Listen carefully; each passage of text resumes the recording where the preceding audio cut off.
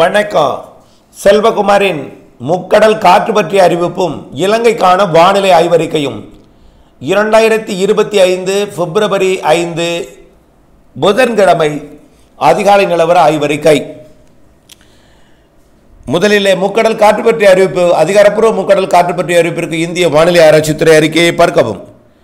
காற்றை பொறுத்தவரைக்கும் தொடர்ந்து குமரிக்கடல் மன்னார் வளைகுடாவில் மட்டுமே காற்று அச்சுறுத்தி கொண்டிருந்தது. இருந்தாலும் இது இடையிடையே அவ்வப்பொழுது இருந்து கொண்டுதான் இருக்கிறது. ஆனால் வலிமையான ஒரு பெரிய அச்சுறுத்தல் இல்லை.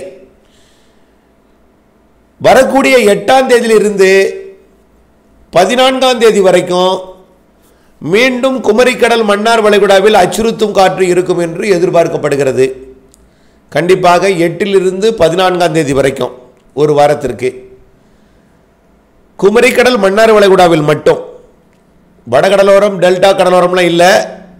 குமரிக்கடலுள் மன்னார் வளைகுடா, மன்னார் வளைகுடாவிலேயும் தெற்கு பகுதி தான், தூத்துக்குடிக்கு தெற்கே. அதே போல் குமரிக்கடல் அதுவும் கிழக்கு பக்கம் மன்னார் வளைகுடாவை ஒட்டி குமரிக்கடல் பகுதி. இந்த வலுவான காற்று 8ஆம் தேதியிலிருந்து 14ஆம் தேதி வரை இருக்கும். ஆனால் இது தொடர்ந்து வீசாது, விட்டு விட்டு விட்டு விட்டு அவ்வப்பொழுது இருக்கும். ஆகவே மீன்பிடித்தலில் அச்சுறுத்தல் இருந்தாலும் எச்சரிக்கையுடன் மீன்பிடிக்கணும். தூத்துக்குடி கொழும்பு, தூத்துக்குடி மாலத்தீவு சரக்கு போக்குவரத்தை நடத்தலாம், ஆனால் எச்சரிக்கையுடன் நடத்தணும். அதாவது வெசல் தோணிக்கு. அடுத்தபடியாக தமிழ்நாட்டிலும் 8ஆம் தேதியிலிருந்து கொஞ்சம் கிழக்கு காற்று நுழையும்.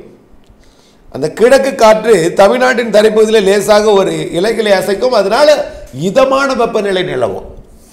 நம்ம ஏற்கனவே சொன்னோம், 8ஆம் தேதியிலிருந்து 14ஆம் தேதி வரைக்கும் ஒரு குழப்பமான வானிலை இருக்கும், ஒரு இதமான வெப்பநிலை இருக்கும், கிழக்கு காற்று இருக்கும். மதியத்தில் நுழையும் கிழக்கு காற்று.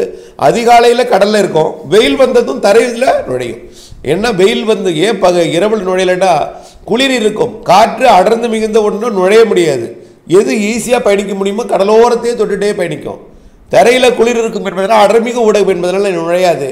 பகலில் வெயில் அடிக்கும் போது குளிர் விலகிடும். அப்போ அடர்மிகு ஊடகம் என்பது விலகிவிடும், சாதாரணமாக இருக்கும். காற்று லேசாகி மேலெடுத்து ஒரு வெற்றிடம் போல் குறைந்த அழுத்தமாக இருக்கும். அப்போ எளிதிலே காற்று உள்ளே நுழைந்து மேற்கு நோக்கி போகும். ஆக 8ஆம் தேதியிலிருந்து 14ஆம் தேதி வரைக்கும் தமிழ்நாட்டிலையும் கிழக்கு வடகிழக்கு திசையிலிருந்து லேசாக ஒரு காற்று இருந்து கொண்டே இருக்கும். அந்த காற்று அச்சுறுத்தும் காற்று, புயல் காற்று அல்ல. அதாவது கடல் தொழில் செய்ய கடலில் இறங்க முற்படுவர்கள் தரையில் பார்த்தாலே தெரியும் கொஞ்சம் காற்று இருக்கும் என்பதனால் கடலில் கண்டிப்பாக அச்சுறுத்தல் காற்று இருக்கும் என்பதை புரிந்து கொள்ளணும். ஆனால் அந்த காற்று டெல்டா வடகடலோரத்துக்கு தொடர்ந்து வீசாது, எப்பொழுதாவது ஒரு முறை வீசும், தரையில் வலுவாக இருக்கும். ஆனால் தென் மாவட்ட கடலோரம், அதாவது தூத்துக்குடிக்கு திருநெல்வேலி கன்னியாகுமரி கடலோரத்துக்கு அப்பால் ஆழ்கடலிலே மன்னார் வளைகுடா குமரிக்கடல் பகுதி ஆழ்கடலிலே வலுவான காற்று கொஞ்சம் விட்டு விட்டு இருக்கும். வரக்கூடிய 8லிருந்து 14 வரை, அது வரைக்கும் எந்த பிரச்சனையும் இல்லை, காற்று அச்சுறுத்தல் இல்லை.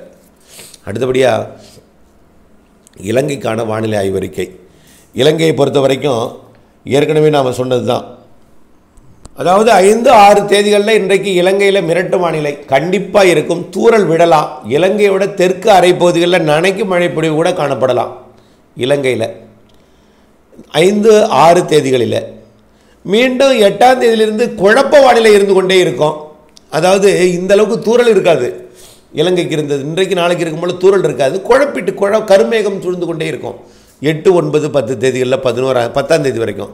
11ஆம் தேதியிலிருந்து 15ஆம் தேதி வரைக்கும் மீண்டும் மழை இலங்கைக்கு. இலங்கையில் பெருமழை அல்ல, பாதிக்கும் மழை அல்ல, தூறல் நனைக்கும் மழை, அறுவடைக்கு இடையூறு கொடுக்கும் மழை 11ஆம் தேதியிலிருந்து 15ஆம் தேதி வரை இருக்கிறது. 11லேருந்து 15 வரை. ஆக இன்றைக்கும் நாளைக்கும் குழப்பம், தூறல். அதுக்கு அடுத்தது அதுக்கு அப்புறம் குழப்பிக்கொண்டே இருக்கும்போது வரை தூறல் இருக்காது. 11ஆம் தேதியிலிருந்து 15ஆம் தேதி வரை மீண்டும் குழப்பம், தூறல், நனைக்கும் மழை இருக்கும். 8 அதாவது 12லிருந்து 15 வரை அடுத்தது. ஆக இன்று நாளை தூறல், அடுத்து 3-4 நாட்கள் குழப்பம், 8லிருந்து 15 வரை மீண்டும் நனைக்கும் மழை பொழிவுகள். ஆக பாதிக்கும் மழை அல்ல, அறுவடைக்கு இடையூறு கொடுக்கும் மழை இலங்கைக்கு இருக்கும். அடுத்தபடியாக 15க்கு அப்புறம் 20ஆம் தேதி வரை இடைவெளி, மழை வாய்ப்பு இல்லை. 20ஆம் தேதி வரை இடைவெளி தான். ஆனால் 22லிருந்து 25 வரை மீண்டும் ஒரு குழப்பம், தூறல். 22லிருந்து 25 வரை மீண்டும் குழப்பம், தூறல். அடுத்தது 25லிருந்து 4 நாட்களுக்கு 26, 27, 28 மற்றும் மார்ச் 1 மீண்டும் இடைவெளி. மார்ச் 2ல் மழை வாய்ப்பு தெரிகிறது. சற்று கனமழை வாய்ப்பே மார்ச் 2 தேதியில் தெரிகிறது. காற்று சுழற்சி சற்று ஏறி வரும் என்று தெரிகிறது. நிலநடுக்கோட்டை நோக்கி சூரியன் குத்துக்கதிர் வரும் என்பதனால நிகழ்வுகள் நிலநடுக்கோட்டுக்கு வடக்கே உருவாக வாய்ப்பு இருக்கிறது. காற்று சுழற்சிகள் உருவாக வாய்ப்பு இருக்கு. ஆக மார்ச் 2, 3, 4, 5, 6 தேதிகளில் காற்றழுத்த தாழ்வு நிலையோ அல்லது காற்று சுழற்சியோ, அதாவது காற்று சுழற்சின்னா கடலோடு இணைந்த காற்று சுழற்சி தான் காற்றழுத்த தாழ்வு நிலை. கடலோடு இணைந்த ஒரு காற்று சுழற்சியோ அல்லது கடலோடு இடையாமல் ஒரு வளிமண்டல சுழற்சியோ உருவாகி அது இலங்கைக்கு மழைப்பொழிவை மார்ச் முதல் வாரத்தில் கொடுப்பதற்கு சாதகம் இருக்கு. 2வது 3வது வாரத்தில் உறுதியாகவே இருக்கு. மார்ச் இறுதி வாரம் கண்டிப்பாக இருக்கு. ஏப்ரல் மே கண்டிப்பாக இலங்கைக்கு மழை வாய்ப்பு இருக்கிறது என்பதை நீங்கள் புரிந்து கொள்ள வேண்டும். ஆகவே மார்ச் 2, 3 மழை இருக்குது. ஆனால் மழை இலங்கையை பொறுத்த வரைக்கும் ஓரளவிற்கு சொல்லலாம். ஆனால் தமிழ்நாடு போல் ஒரு பெரிய இயற்கை அமைப்பு, மலைகள் பெரிய அளவில் இல்லை. அங்கே கொஞ்சமாக மழை இருந்தாலும் அங்கேயே இடையூறுகள் கொடுக்கக்கூடிய மழை இருக்குது. சாதக அமைப்பு சில நேரத்தில் அதே மழை சாதக அமைப்பு ஏற்படுத்தும், சிலது இடையூறை கொடுக்கும். இவையெல்லாம் இருக்குது, அங்கேயே கூட இருக்குது. இருந்தாலும் ஓரளவிற்கு பரவலான மழைப்பொழிவு மார்ச்சில் கிடைக்கும். மார்ச்சை விட ஏப்ரல் மே இலங்கைக்கு நல்ல மழை இருக்கிறது எனலாம். ஆனால் வெயிலும் இருக்கும். மாதத்திற்கு ஒரு 4 நாள் மழை இருக்கும். இலங்கைக்கு நல்ல மழையே இருக்கும் மார்ச் ஏப்ரல் மேயில். 4 நாள்னா 4 நாள் தொடர்ந்து பெய்யறதில்லை. அவ்வப்பொழுது ஆங்காங்கே பெய்யக்கூடிய மழை மார்ச்சில் இருக்கிறது. மார்ச் இறுதி வாரத்தில் கண்டிப்பாக இருக்குது. ஏப்ரல் மே நல்ல மழை இருக்குது. ஏப்ரலில் 10 நாட்களுக்கு ஒரு சிஸ்டம் வரும். ஒவ்வொரு சிஸ்டமும் 2 நாள் மழை தரும். ஒரு சிஸ்டம் வலுவான சிஸ்டம் 3 அல்லது 4 நாள் மழை தரும் என்று எதிர்பார்க்கப்படுகிறது. ஆக 2 சிஸ்டம் ஒரு 4 நாள், இன்னொரு சிஸ்டம் ஒரு 3 நாள், மொத்தம் ஒரு 7 நாள். ஏப்ரல்லையும் 7 நாள் மே மாதமும் மழை இருக்குது. மீத நாளில் வெயில் காலமாக இருக்கும். வெயிலும் புழுக்கமும் அதே போல் காற்றுடன் கூடிய வெயில், இதமான வெப்பநிலை, ஒரு எல்லாமே இருக்கும். அனல் காற்றே இருந்தாலும் அது மாதம் முழுவதும் இருக்காது. எல்லாம் கலந்த வானிலையாக இந்த ஆண்டு இருக்கும். வெயிலும் இருக்கும், புழுக்கமும் இருக்கும், மேகமூட்டமும் இருக்கும், கிழக்கு காற்றால் இதமான வானிலை இருக்கும். மழைக்காலம் போல் ஒரு 2-3 நாள் மழையும் பெய்யும். அதாவது எல்லாமே கலந்த வானிலையாக இந்த ஆண்டு மே இருக்கும். வெயிலை பொறுத்த வரைக்கும் சராசரி வெயில் இருக்கும். மழையை பொறுத்த வரைக்கும் சராசரிக்கு கூடுதல் மழை இந்த ஆண்டு இலங்கைக்கு இருக்கிறது என்பதை நினைவுபடுத்த விரும்புகிறேன். அதே போல் பருவமழையும் சிறப்பாக இருக்கிறது. கண்டிப்பாக பருவமழைனா எங்கே பெய்யும்? இலங்கையோட தென்மேற்கு பகுதியில் தான் தென்மேற்கு பருவமழை பெய்யும். வடக்கு கிழக்கு மாகாணங்களுக்கு வெப்பச்சலன மழை பெய்யும். அது கொஞ்சம் இந்த ஆண்டு பொதுவாக காற்றாகவே போய்விடும். புத்தளத்துக்கு வடக்கே தலைமன்னார்லாம்.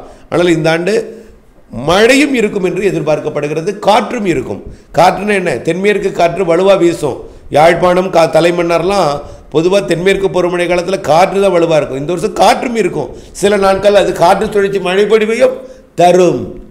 வடகிழக்கு பருவமழை மிக அதிகமாக இருக்குங்க இந்த வருஷம் இலங்கைக்கு. வரக்கூடிய 2025 அக்டோபர், நவம்பர், டிசம்பர் கண்டிப்பாக நிறைய மழை இருக்குது. ஜனவரி, பிப்ரவரிலேயும் 2026 இருக்குது மழை. ஆகவே மழை பொழிவை பொறுத்த வரைக்கும் இலங்கைக்கு சிறப்பாக இருக்குது. நீங்கள் செய்ய வேண்டிய ஒரே வேளை மழைநீர் சேகரிப்பு அமைப்பை ஏற்படுத்தி மழையை எதிர்நோக்கி காத்திருக்க வேண்டும். நன்றி.